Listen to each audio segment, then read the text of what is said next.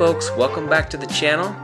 I've finally added a few starter corals, but before we get into that, first another important lesson learned.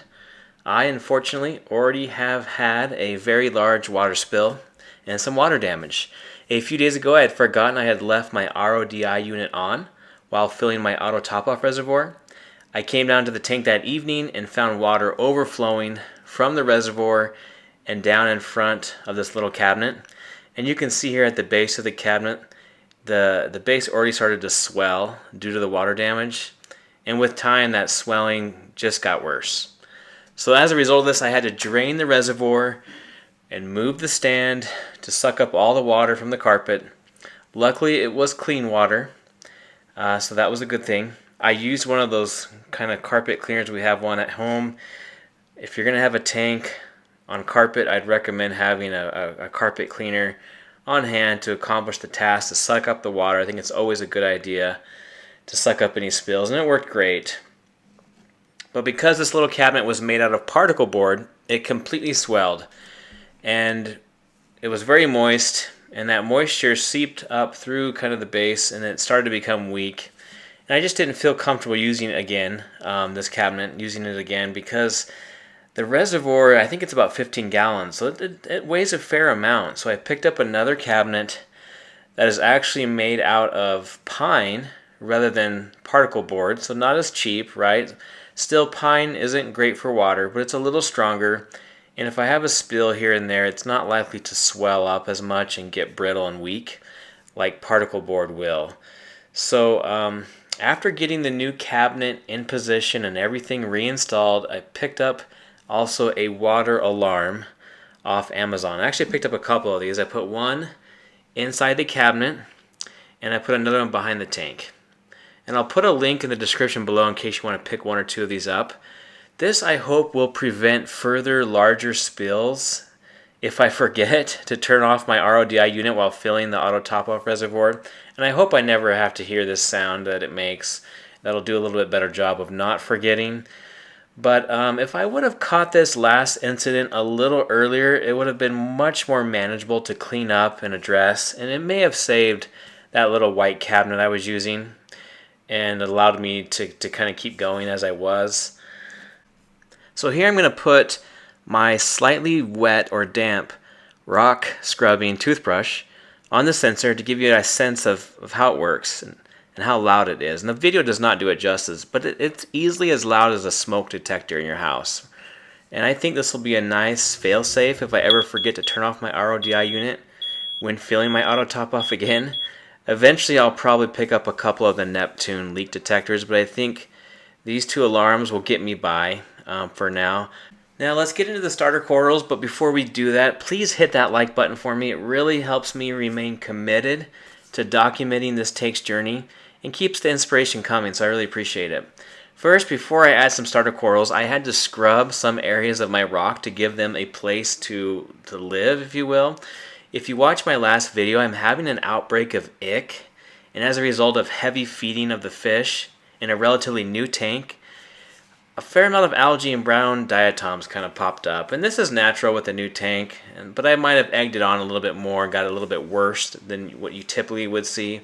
But I do think as I scrub this rock, it won't come back, or it won't come back as strong. And I got a cleanup crew now, so they're going to work.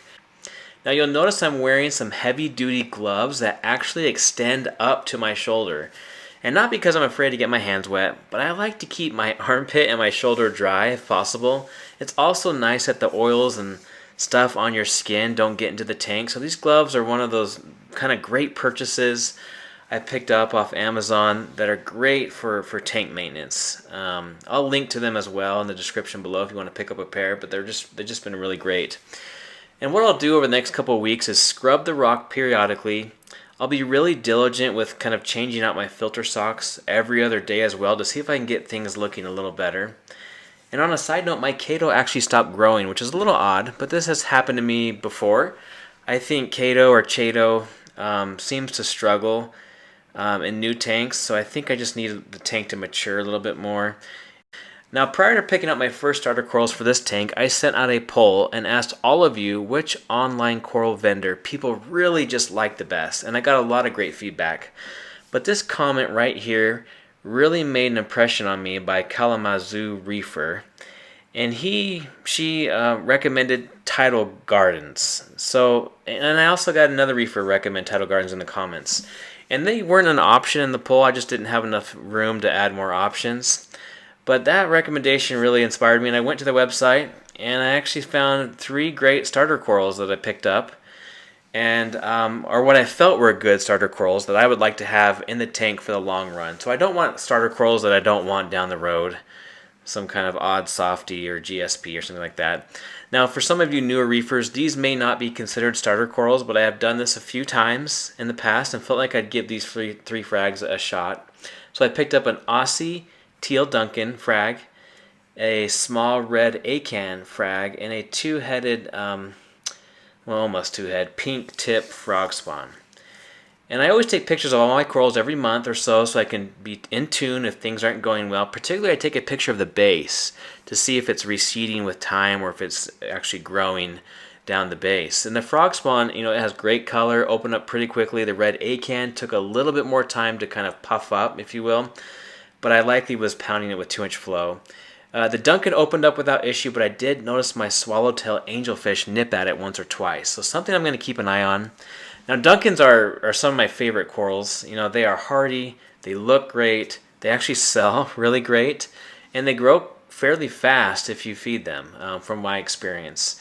They're also a really great indicator of your water quality, and if they're not opening fully, I think, okay, shoot, my water quality is going south. Time for a water change. Time to do some testing and see what my water's looking like.